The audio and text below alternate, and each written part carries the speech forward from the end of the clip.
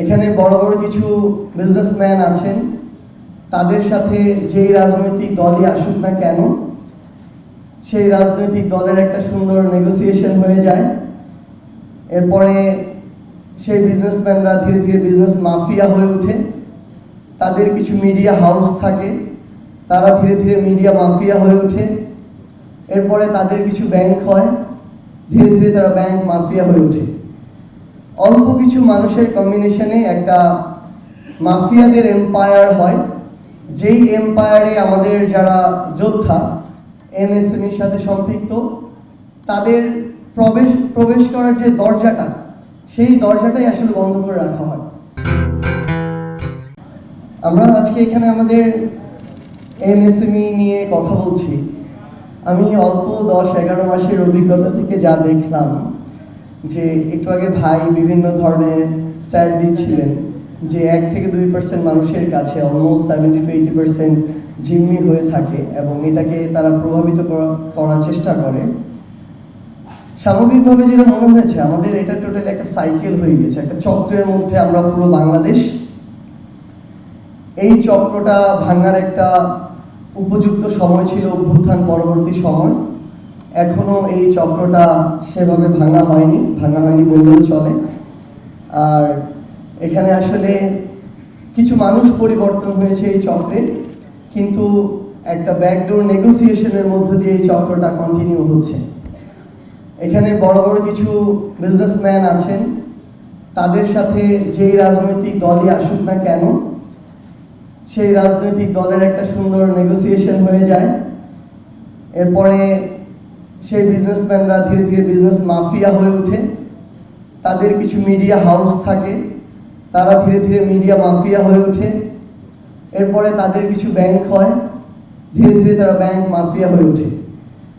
অল্প কিছু মানুষের কম্বিনেশনে একটা মাফিয়াদের এম্পায়ার হয়, যেই এম্পায়ারে আমাদের যারা যোদ্ধা এমএসএমইর সাথে সম্পৃক্ত তাদের প্রবেশ করার যে দরজাটা, সেই দরজাটাই আসলে বন্ধ করে রাখা হয়। তো আমার ভাইয়ের একটা আইডিয়া ভালো লেগেছে যে আমরা এই যে অল্প কিছু মানুষ তারা পলিটিক্যালি নেগোসিয়েশনের মাধ্যমে এই বিষয়গুলো কুক্ষিগত করে রাখে, এই কালচারটা থেকে আমাদের বের হয়ে আসার জন্য আমাদের একটা চক্রের বিরুদ্ধে ফাইট করতে হবে। বিগত 16 বছর ধরে কিংবা এরও পূর্বে থেকে বাংলাদেশের যে রাজনৈতিক দলগুলো তারা ধীরে ধীরে এমন একটা কালচার নিজেরা এস্টাবলিশ করেছে এবং জনগণ এটাতে সঙ্গ দিয়েছে। জনগণকে আবার একদম আলাদা করে ফেলা যাবে না, সবাই সাধু ন, জনগণ ওই কালচারটাকে সঙ্গ দিয়েছে। আজকে যে কোনো একটা আসনে আমরা দেখেছি আওয়ামী লীগের সময়ে তাদের একজন সংসদ সদস্য নির্বাচিত হতে 100 কোটি টাকা খরচ করেছে। তো এই 100 কোটি টাকা একজন এমপির পক্ষ থেকে বৈধভাবে আজীবনও উপার্জন করা সম্ভব নয়। আবার আমরা আমাদের জায়গা থেকে দেখেছি জনগণও তাদেরকে অর্থের বিনিময়ে বিভিন্নভাবে প্রভাবিত করে ভোটকে প্রভাবিত করা হয়েছে নির্বাচনগুলোতে। সো জনগণও ভোটের সময়ও অর্থের দ্বারা প্রভাবিত হয়েছে। তাহলে আলটিমেটলি এখানে যে বিষয়টা দাঁড়িয়েছে, এই অর্থ দ্বারা জনগণকে প্রভাবিত করা যায়, রাজনীতিবিদদের অর্থ প্রয়োজন, এস্টাবলিশমেন্টের সাথে ফাইট করার জন্য অর্থ প্রয়োজন, এবং এই অর্থের জন্য তারা আবার বিজনেসম্যানদের সাথে বিভিন্ন অনৈতিক ইলিগাল নেগোসিয়েশনের মধ্যে হাত মিলিয়েছে।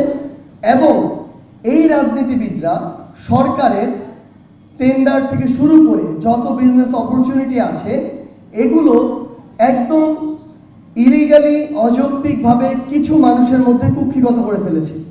সকল সুযোগ সুবিধা ওই অল্প কিছু মানুষের মধ্যে গিয়েছে। এরকম একটা আমরা আমাদের জায়গা থেকে চক্র দেখেছি। তারা পাওয়ার যোগ্য হোক আর না হোক তারাই পাবে। আমরা দেখেছি চট্টগ্রাম বন্দর 2-1টা নামের মধ্যে সীমাবদ্ধ।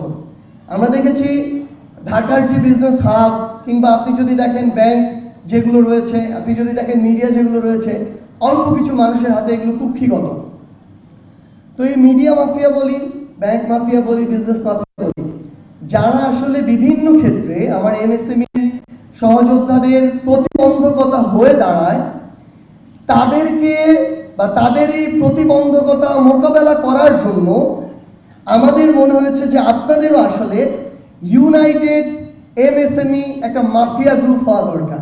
এটা নেগেটিভ অর্থে না, এটা একদম পজিটিভ অর্থে, যে তারা ডিরেক্টলি আর ইনডিরেক্টলি কিন্তু আপনাদের উপর নির্ভরশীল। সেটা আপনারা যে ছোট ছোট বিষয়গুলো দিয়ে তাদেরকে সাপোর্ট করেন, তারা কি করে আলটিমেটলি আমরা যেটা দেখলাম যে বড় বড় মানে যেরকম টেন্ডার থেকে শুরু করে এভরিথিং যে বিষয়গুলো আছে বিজনেসের সাথে সম্পৃক্ত, তারা এগুলো শুধু মানে একটা বড় উঁচু চেয়ারে বসে ছড়ি ঘুরায়। মাঠ পর্যায়ে বা ছোট ছোট পার্টে কাজ কিন্তু আমার এমএসএমই যারা রয়েছেন তারাই করেন। সো তারা যদি তাদের জায়গা থেকে একটা ইউনাইটেড ফর্মে আসতে পারেন, যে একটা নির্দিষ্ট রেসপেক্টফুল একটা নেগোসিয়েশন অ্যান্ড বিজনেস পর্যন্ত আপনাদের মধ্যে এই সমন্বয়টা থাকবে, কিন্তু যখন আপনাদের উপর একটা চাপিয়ে দেওয়া হবে, শোষক রূপে আবির্ভূত হবে, তখন আপনি যেন তাদেরকে ত্যাগ করে আপনারা একসাথে ইউনাইটেড হয়ে একদিকে দাঁড়িয়ে যেতে পারেন। এবং যখন আপনারা দাঁড়িয়ে যাবেন, যে কোনো শোষক যত বড় মাফিয়াই হোক না কেন, তাদের যে পতন শেখ হাসিনার মতোই আবশ্যক, সেটা কিন্তু ইতিমধ্যে প্রমাণিত হয়েছে।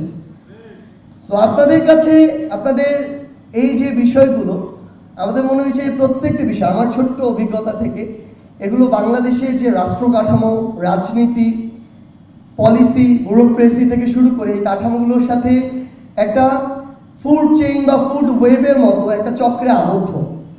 সো আমরা শুধু নির্দিষ্ট একটা বিষয়কে বা শুধু বিজনেসটাকে যদি টার্গেট করি, অন্যান্য বিষয়গুলোতে আমাদের প্রতিবাদের ভাষা কিংবা আমাদের সৎ সাহসটুকু জারি না রাখি, তাহলে ওই একটা পার্টকে স্বচ্ছ করা, ভালোর দিকে নিয়ে যাওয়া খুবই টাফ, যখন আদার কানেক্টেড পার্টগুলো অলরেডি করাপ্টেড। সো আমাদের এই ভয়েসটা যেন আমাদের এই জায়গা থেকে শুরু করে বাংলাদেশের প্রত্যেকটি নীতি নির্ধারণের গুরুত্বপূর্ণ জায়গায় ছড়িয়ে পড়ে।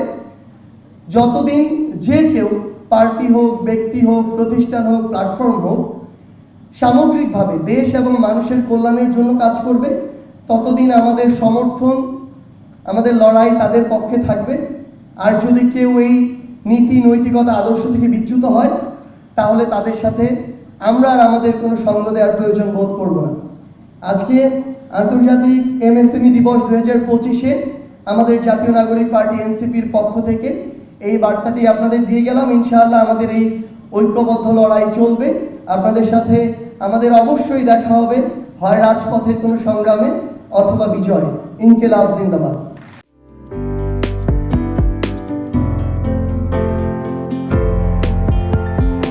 পহেলা জানুয়ারি 2025 ইউটিউব জার্নালিজমের অগ্রদূত changetv.press 6 বছর পেরিয়ে পা রাখল গর্বিত আমি অত্যন্ত আনন্দিত হলাম যে চেঞ্জ টিভি আগামী কয়েকদিনের মধ্যেই 6 বছর পূর্ণ করবে।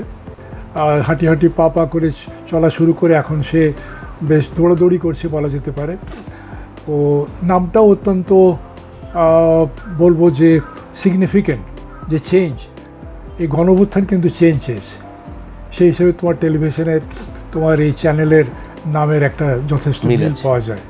আমার প্রত্যাশা যে এই গণঅভ্যুত্থানের যে প্রত্যাশা, যে আশা আকাঙ্ক্ষা, চেঞ্জ টিভি সেটিকে এগিয়ে নিয়ে যাবে। তোমাকে শুভেচ্ছা। চেঞ্জ টিভি যারা সম্পৃক্ত আছেন, যারা কর্মী আছেন, সামনে পেছনে সকলকে আমার শুভেচ্ছা। changetv.press এক ফোঁটা হলুদও নেই। Online TV channel change TV 6 বছর ধরে ওনারা কাজ করে যাচ্ছেন। ইতিমধ্যে জনগণের হৃদয়ে স্থান করে নিয়েছেন। প্রায় 22 লাখ সাবস্ক্রাইবার আছে। আর যে কোনো অনুষ্ঠান 10 লাখের মতো মানুষ এটা প্রতিদিন মানুষ দেখে থাকে। আমিও এই চ্যানেল নিয়মিত দেখি। তো চেঞ্জ টিভির পক্ষে আমির মোমিনুল মানিক সাহেবের উপস্থাপনা, প্রশ্নের ধরন, এগুলো জনগণ দেখতে চায়, শুনতে চায়। আমি চেঞ্জ টিভির উত্তরোত্তর সমৃদ্ধি কামনা করছি। changetv.press এক ফোঁটা হলুদও নেই। চেঞ্জ টিভি, তো আমি তাদেরকে আমার অসংখ্য শুভেচ্ছা জানাচ্ছি, কারণ তারা যে ভূমিকা রেখেছে এই সময় একটা কঠিন সময় ছিল, সেটাতে যেমন ভূমিকা রেখেছে, এমনকি 5ই আগস্টের পরে নতুন বাংলাদেশেও তারা তাদের সেই তীক্ষ্ণ একটা সমালোচনামূলক এবং যেটাকে আমি গঠনমূলক বলব সেরকম একটা ভূমিকা রাখছেন। তো সেক্ষেত্রে আমরা মনে করি যে এই ভূমিকা আমাদের দরকার, আমরা চাই এটা থাকুক এবং আরও যেন সমৃদ্ধ হয়। নতুন বাংলাদেশ নির্মাণে আমরা চাই যে চেঞ্জ টিভি যে সমালোচনাগুলো করছে বা যেগুলো আমরা তুলে ধরছেন সেটা এমন করে করবেন যেন আমরা সেখান থেকে শিখতে পারি এবং সবাই মিলে যেন আমরা নতুন বাংলাদেশকে সত্যিকার অর্থে বৈষম্য বিহীন একটা সমাজ গড়ে তুলতে পারি, সেটা আপনারা সহজ চেষ্টা করুন।